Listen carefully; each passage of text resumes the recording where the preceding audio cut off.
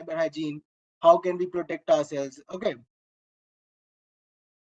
I just can't see the messages.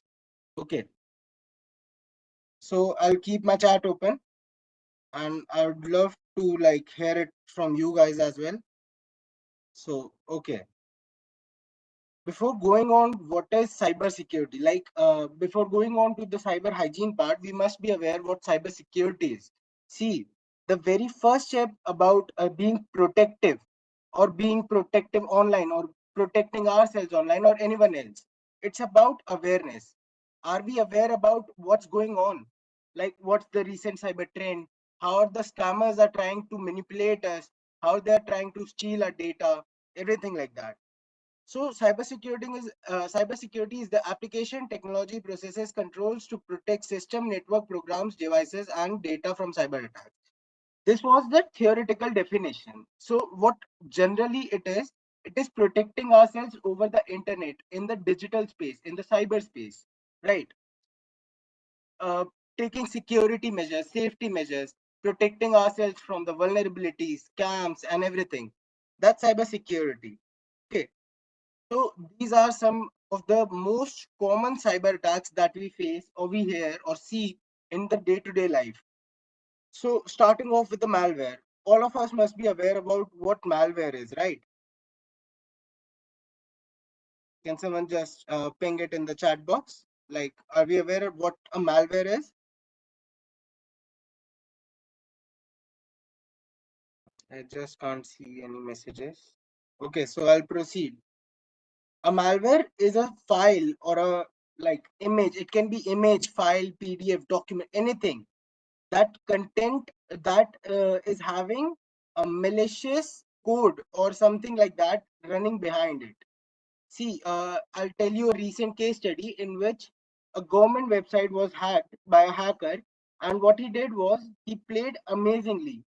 He used the steganography technique and just hid a malicious code, PHP code, behind a image, and by that image he had that government organization system and overtook it.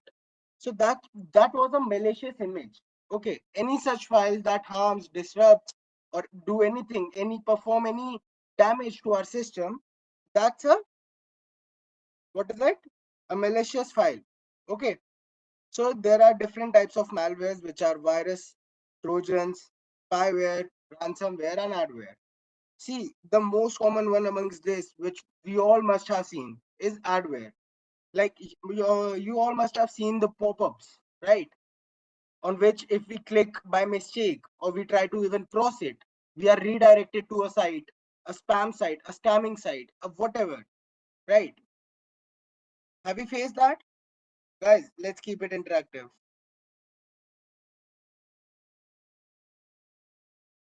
Mm, am I audible? Yeah, you are audible, Vardhanji. You are audible. You are audible. Sure. Okay, so we'll move on. Next up in the line is SQL injection. Whenever we are having a website of our own, we also need to have a database, a secure database in which we are storing our data. So, like the big companies, let's say about this McDonald's or Domino's, what they're having a personal information stored in a database, right? SQL is a structured query language which is used to insert the data or like manipulate the data inside a database, right? So what happens is we fill in this the boxes like we are having here in the chat. So like that we have boxes in which we have to enter the data, right? So in that we enter not the data, but the complete query that can be used to manipulate or even access the whole database. Now, after having the access of the database, we can easily manipulate or like even delete or steal the records. Similar case happened with Domino's a long time back. Domino's, Haldiram's, and even an airlines. So what happened was their data bases were breached and the data was compromised.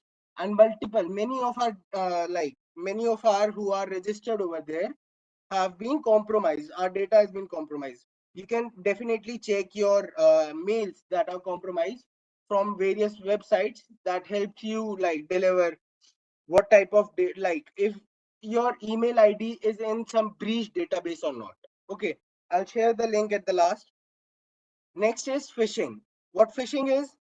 Phishing is a cyber attack in which attacker like creates a fake website or something like that, replicating the original one. So, feeling that the original site is the one that we are actually visited, but which is not, which is a fake phishing site created by a attacker, a malicious intent person, a person with a malicious intent, someone like that.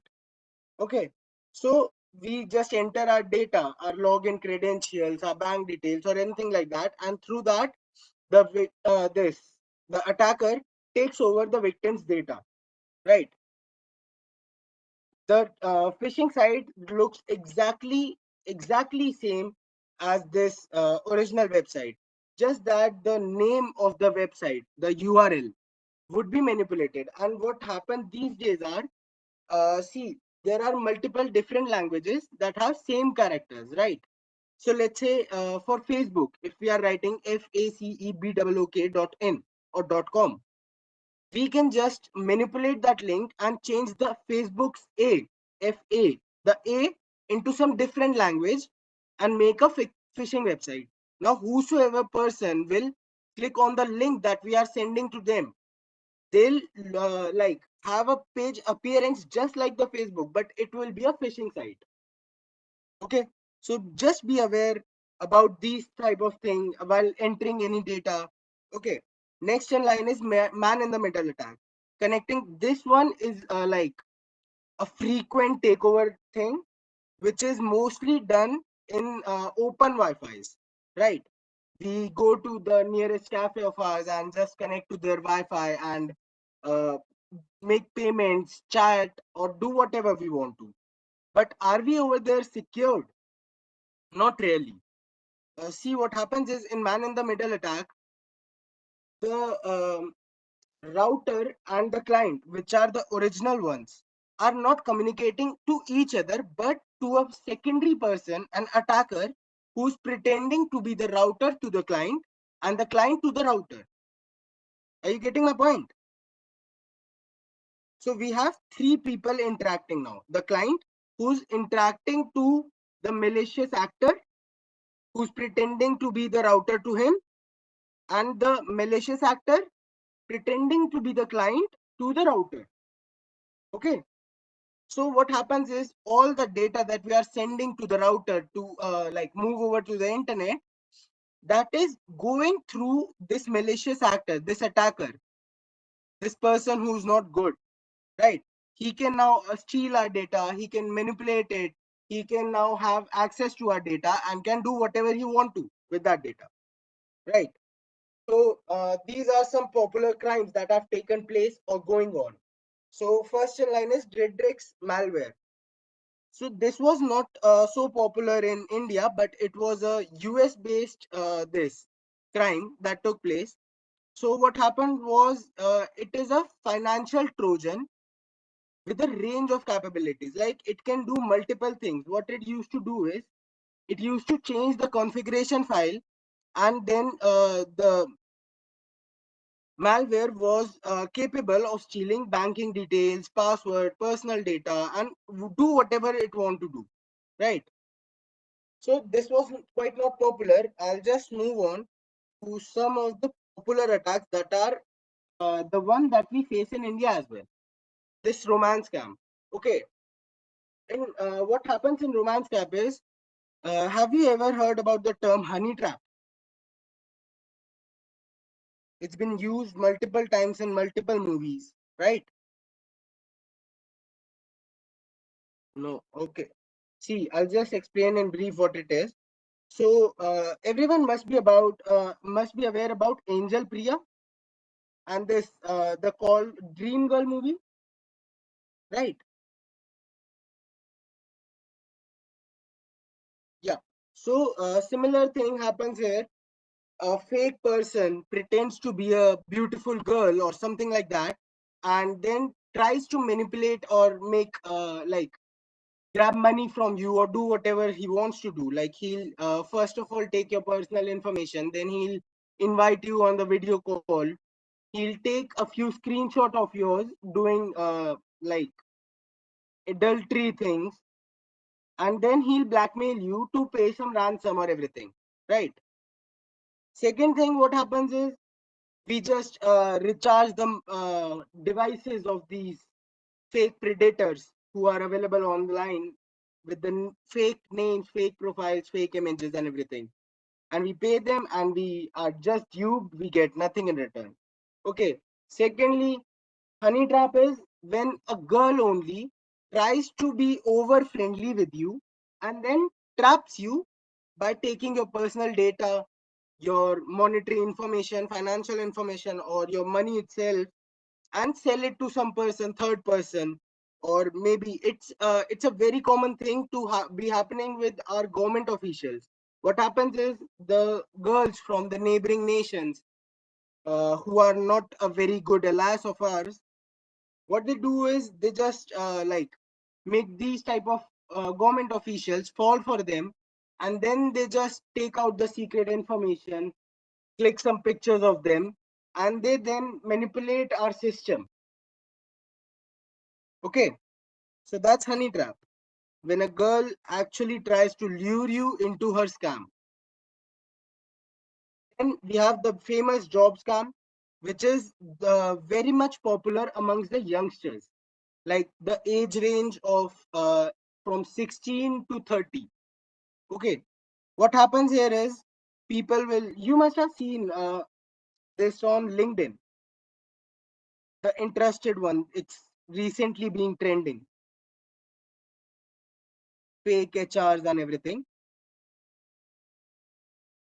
Yeah, it's happening a lot in India with old people, right? Right, Suniji.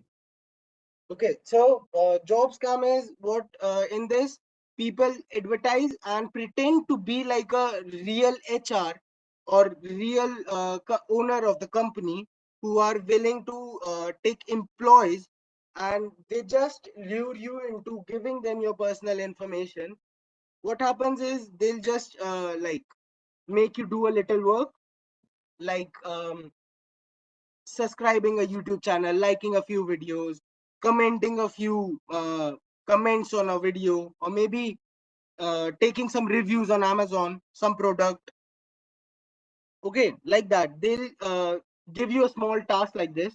They'll pay you 50 to 100 rupees for a task, and then they'll ask you for some personal information for a financial this contribution, so that you can be like provided with more work.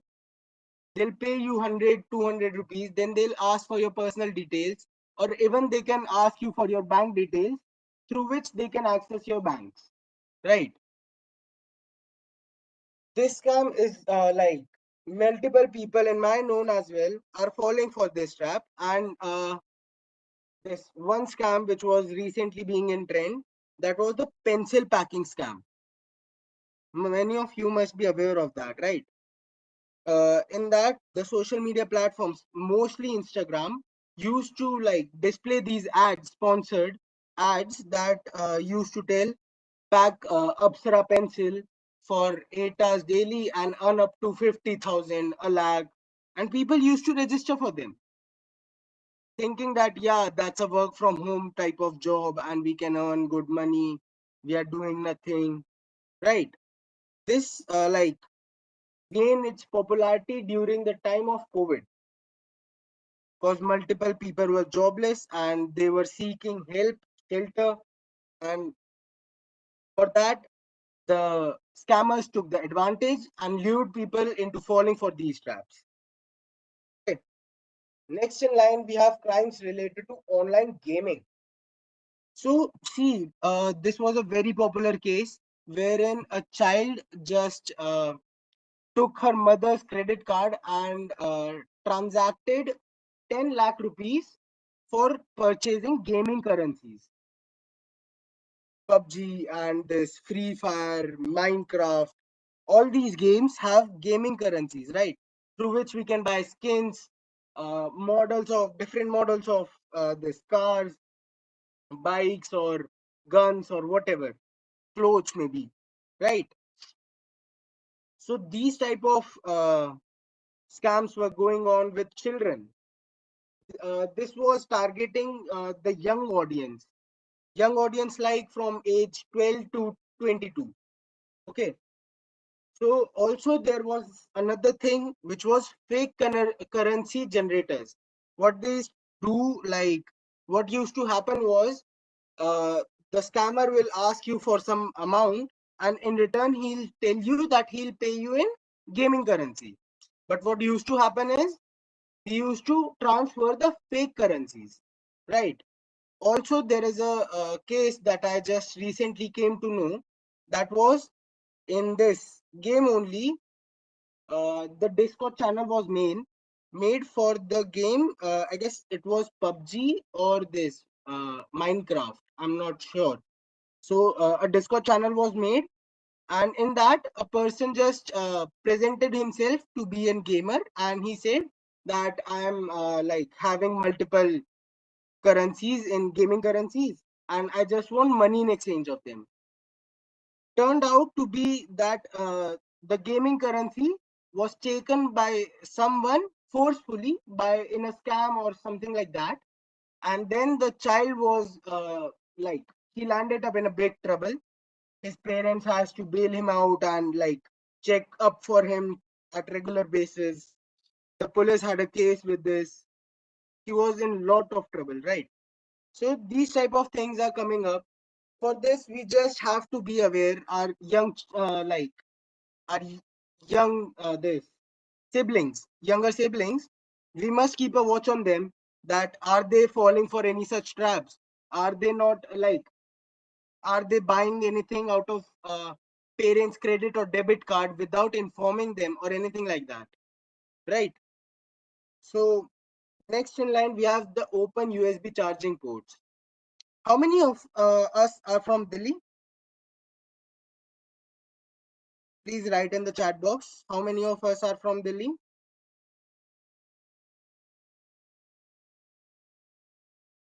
Are there any people from Delhi? Okay, let's move on.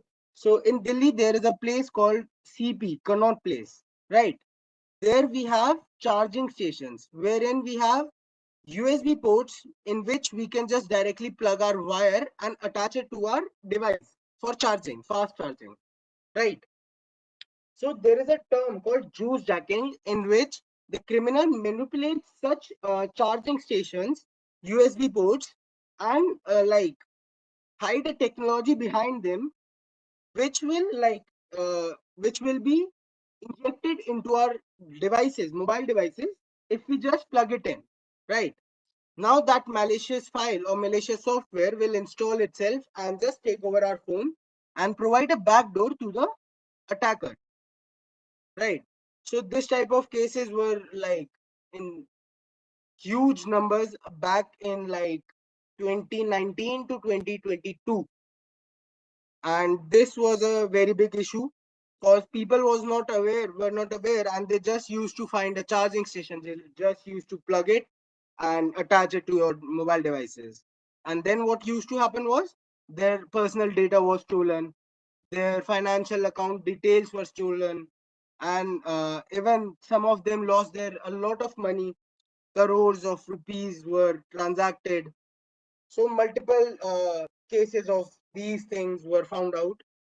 Next is cyber parenting. Now we must be like, many of us are parents among now. Like among us, there must be multiple parents or going to be parents, right? The forthcoming parents. So we must not like be a parent who just posts his or her child's photographs, their favorite ice creams, and everything over the internet. What happens is we just just to get a few likes or comments or just to share like that with our family, we just post our child's first step and their favorite ice cream, their school, everything, every information is provided by us. What happens is the kidnapper who's pretending to be a this audience of your this information that you are sharing, your images on the public account, he or she, the attacker, the kidnappers, can see them without any restrictions, right? So we are just only like, it's us only who are providing them the information. Like, when do we pick our child up? Where are we right now? Where is our child right now? When he used to play? Or what's his favorite ice cream? What's his favorite chocolate? What's his time schedule? Right? So these type of images we just post online and think like what will happen. But what happens is, this is a real actual case study that I'm going to tell you now. What happened is, a mother used to click his girl's photo, his daughter's photo, and post it on the social media, on Instagram story, every time she used to do anything with her. Like going to pick my beautiful daughter from school, eating her favorite ice cream, she's playing, she grew up, right? Everything, every single detail of that girl was with the attacker at time he kidnapped her. So what happened was, the mother was quite busy in the office, and he knew the school is going to be over, and the mother is in the office. The attacker knew that. So he just visited the school. He told her, he told the daughter that he is a friend of her mother, and gave her her favorite ice cream. So the girl also think that, yeah, this is my favorite ice cream. My mother must have told him. I'll go with him. And the girl was gone. 5 6 days later, the culprit was caught, but still the parent, who was to be held in account for this information gathering, the parent themselves were giving it to the kidnappers. Now what actions should be taken against them? We can't take any actions for that, right? So we must be aware about this thing, right? Second thing is, cyber parenting. In cyber parenting only, the parents should keep an eye. Even the elder brother sisters should keep an eye on the younger ones, that whom they are interacting with, whom they are sharing their personal information, or whom they are sharing their images with. They need to just keep a check. Don't interrupt anything until unless you find something is wrong. Just let them do whatever they're doing, but keep an eye, right? If you feel something is not right, something is inappropriate, you can just go and talk to them, or you can tell them that this is not right, you must not do this. You can just get them to this. You can tell them not to do this, and also state the reason, because the kids these days, they want reason for everything, every single thing. They are quite mature than us, than like the people used to be at the older time. They can understand things, they know they're good and bad. But what happens is, they can be easily manipulated, right? So manipulators are multiple manipulators, attackers, predators are roaming out there freely. Okay, so we must just keep a check and guide them, like what's wrong and what's right, what should be done and what should not be. Okay, so just keep a check on your younger ones. Then, coming cyber trend. See, cyber security has not been established till now. Also, it is like rapidly growing and rapidly changing as well. So, let's say we are facing a Bridrix malware right now. The other day we'll find a Morton malware, right? Then other day, the next hour, in fact, the next hour we'll get a ransomware, the I love you virus. Multiple virus, malwares, and everything are there, and attackers are finding a way out to just escape from everything. So they're working their minds rapidly, and they're just trying to get as far away from the law enforcement as they can. And for that, they just come up with these creative and innovative ideas that we can't even think of. I worked on a recent case in my forensics field, wherein we came up with a file inside this, a pen drive. which was from a terrorist. So what happened was we checked the file, this pen drive thoroughly, and we couldn't find anything. Like we just thought that it might not be a useful evidence for us. But later on, when we checked the interiors of the pen drive, like the HPA and DCO part, there were like a lot of code words, a lot of attacks that they were planning, a lot of plans that they were trying to like exchange with each other, and we caught them, right? So attackers are getting very creative these days. They can just off any limit, go beyond the limits. In fact, they can be anywhere they want. They are just thinking out of the box, and that's amazing. So this comes up with a challenge for us as well. The people who are trying to protect the cyberspace. The challenge is if they are thinking smart, we'll have to be smarter. We'll have to be a step ahead. But every time we think that we are a step ahead, they go two step ahead, right? So okay, we were on upcoming trends. Upcoming trends is rise of automotive hacking.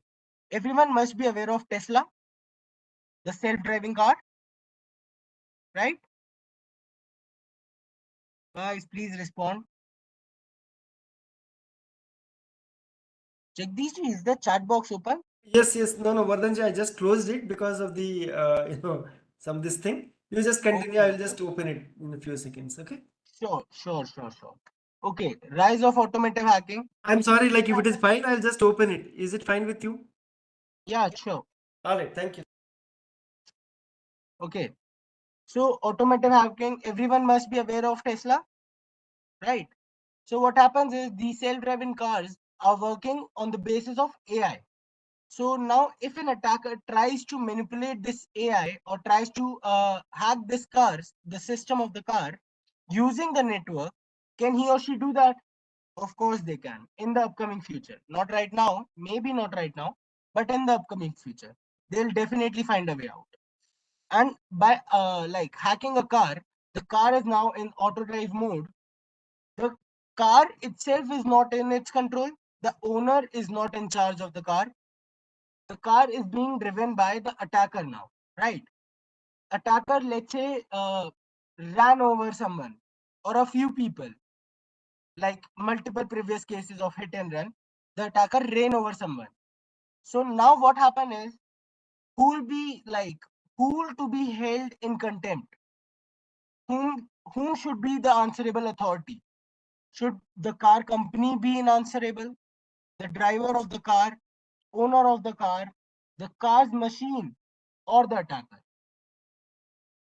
Attacker, we don't even know from where he is attacking, from where he took control of. Have anyone took control of, or the car went in crazy, or whatever.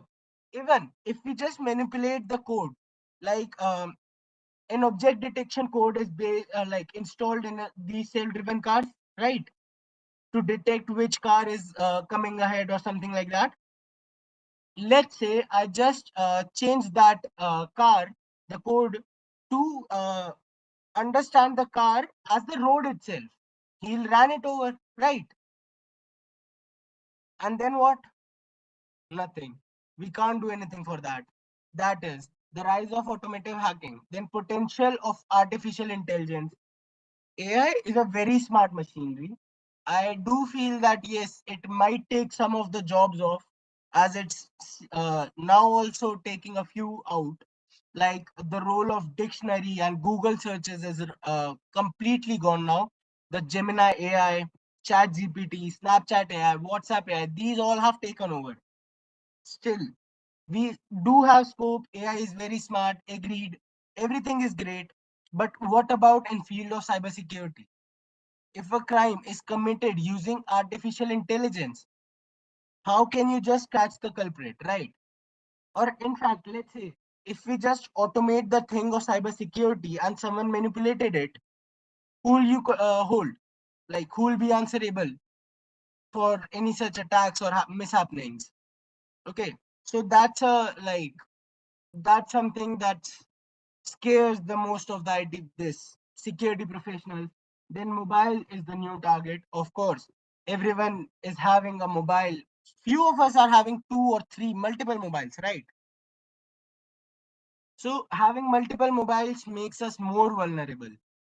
Why so? If we just click on a malicious link, we just reply to a attacker's email, we just fill in a form in hope of finding a job. We filled a form and our personal data is over the internet. So mobile devices are to be kept safe. Many of us have not even set it up our phone correctly. What happens is our location is all time on, right? We are having an internet connection, so anyone can find out our current location. Presentation not visible. Jagdish, is my presentable No, presentation no, no. visible? It is very much visible. Please go ahead, Vardhanji. Please go ahead. So where was I? Yeah, mobile. So having a mobile phone is quite vulnerable for the person itself. Even if see, it was a trending malware that was Pegasus, which was harming the iPhones back then. So what Pegasus? Many of us must be aware of Pegasus only. So Pegasus was a malware that was just used to swipe over a phone, and the phone is infected now, and it can travel from phone to phone, device to device. So that was the case, and many of the devices in US, iPhone especially, were affected and infected by this Pegasus malware, and which caused like hundreds of people to lose their data and money as well. Right. Okay. Next is cloud. Cloud is a potential vulnerability. What happens is we store all our data over the cloud, which is protected by a single password. Every one of us are storing our data on Google Drive, right? Our WhatsApp backup is on Google Drive, right? So if someone finds out our Google password, or he just breaked it by brute forcing, he or she can now access our complete data, including our WhatsApp chats, which are also in an encrypted form. But what if he or she breaks that encryption, which is not possible for now, but future can be dangerous, right? We are having our images over the cloud, our personal data over the cloud, our information over the cloud. Everything we are storing over the cloud to save the physical storage space, right? So that's something. Data breaches, prime target. So as I just told you about this Domino's Haldiram case, they just got their database breached, and what compromised was their integrity and their customers' personal data. So it was not the Domino's who was harmed or the Haldirams who was harmed. It was their clients, their customers who were harmed, who lost their data. Right.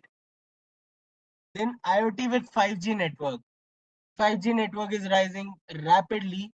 And also, let me tell you very clearly, this 5G is also very much home to these attackers, as this is a fast network, right? Due to the speed of this 5G, the transmission of data has been like in a jiffy. And if a attacker tries to just get into our system and take the data from over the internet, he or she might lose, like he or she can take the data, the attacker can take our data without even us getting to know about it. Why? Because it can be just transferred in like what, 2 minutes, and we all can leave our phone for 2 minutes using the restroom, or maybe sleeping, doing some work, or like this we are attending our many of us are attending this webinar from laptops, so our mobile devices are kept to one side, right?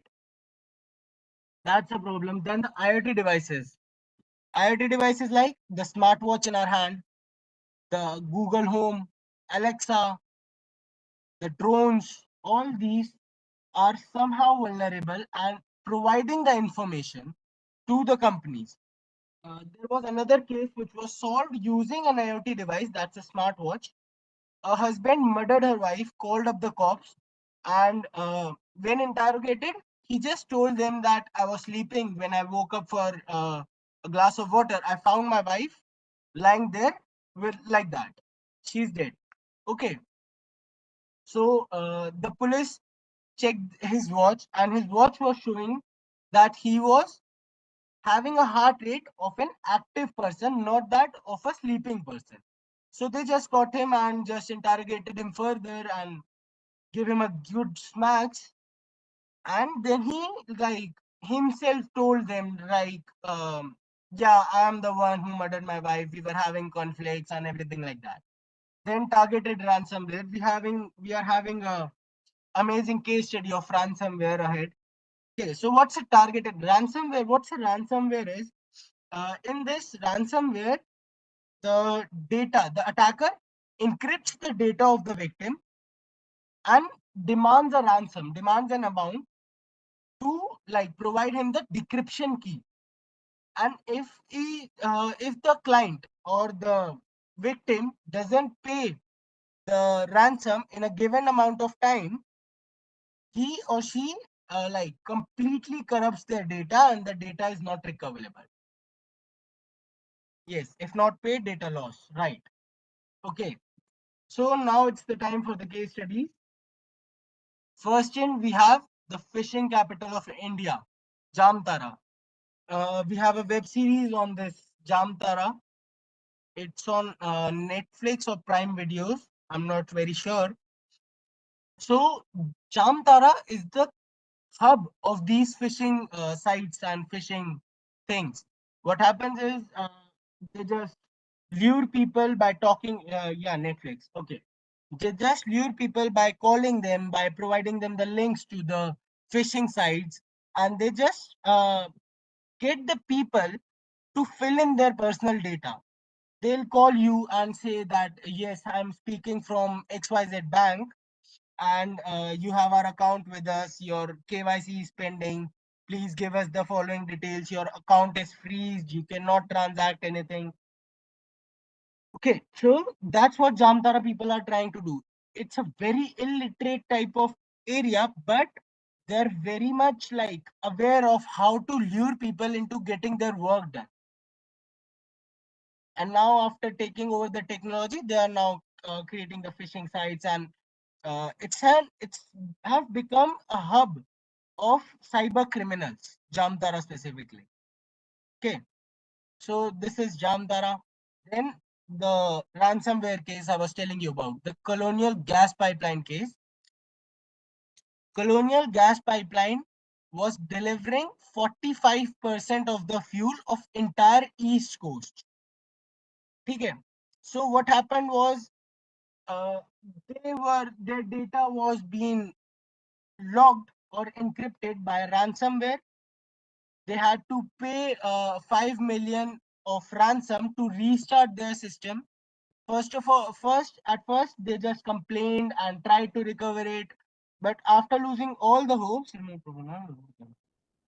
okay, after like losing all the hopes, they just paid the ransom and started their work back. The fun, like the amazing part, amazing job done by the DOJ, Department of Justice, comes up here. What they did is they just tried to track it down. The Bitcoin, the ransom is always paid in the form of cryptocurrency and mostly Bitcoins. So they just tracked down the trail, focused on the Bitcoins, and they just tried to like capture the culprit.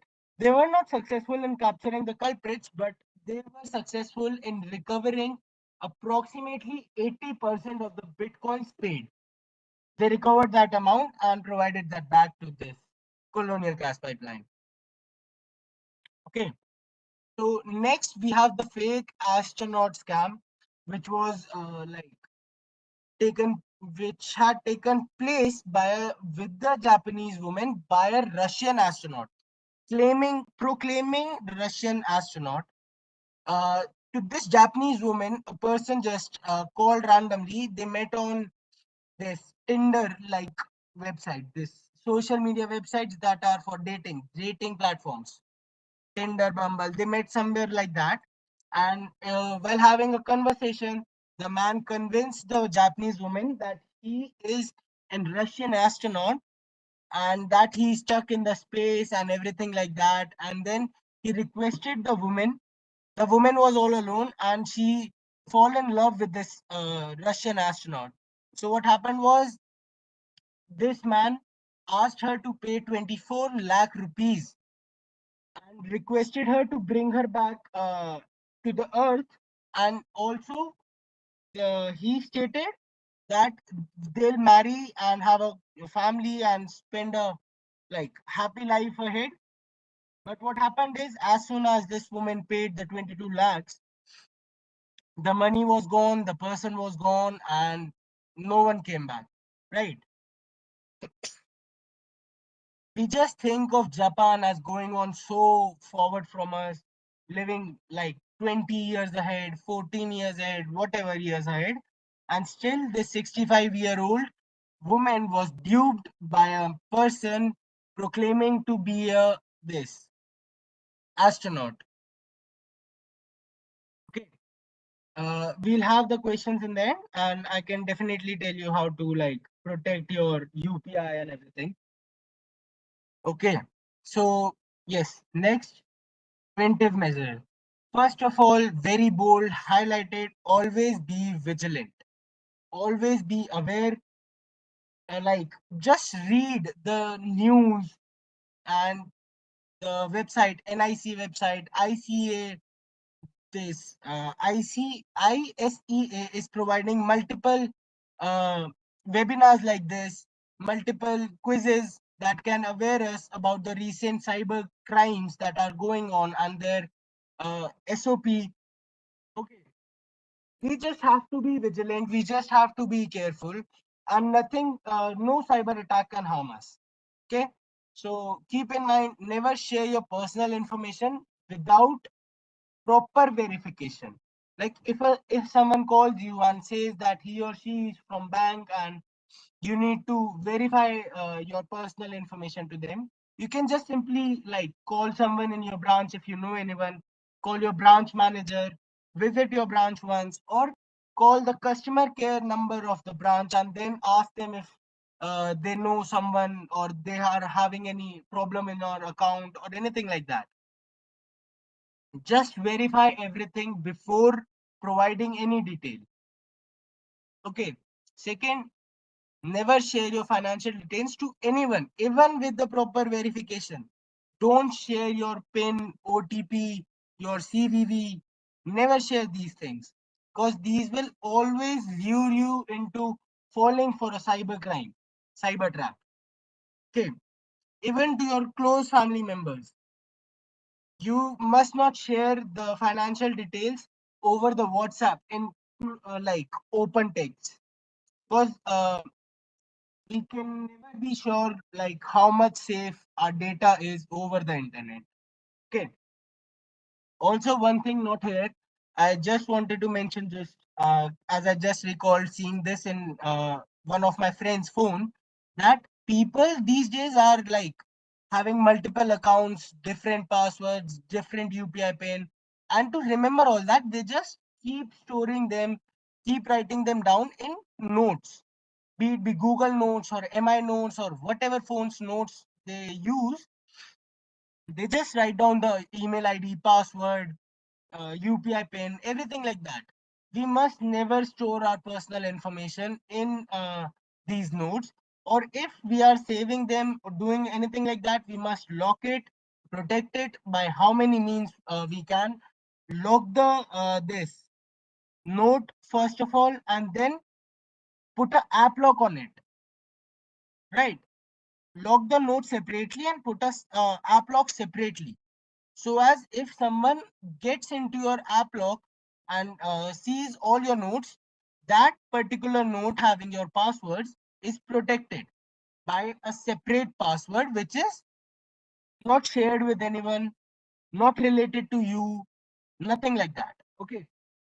Check on your children, check their devices, whom they are talking to, whom they are joining on social media, whom they are sharing their images with, everything. Right. we'll have to, like, they're the young ones. Okay, they might not be aware as of now that what's good, what's bad, what are the recent cyber crimes, what are the tactics used by the cyber criminals to lure them in. Sorry. For this purpose, we must keep a check, keep an eye on them. We must check their devices every time we get a chance. Okay, app lock, is it safe? The phones are now these days are having their like inbuilt app locks.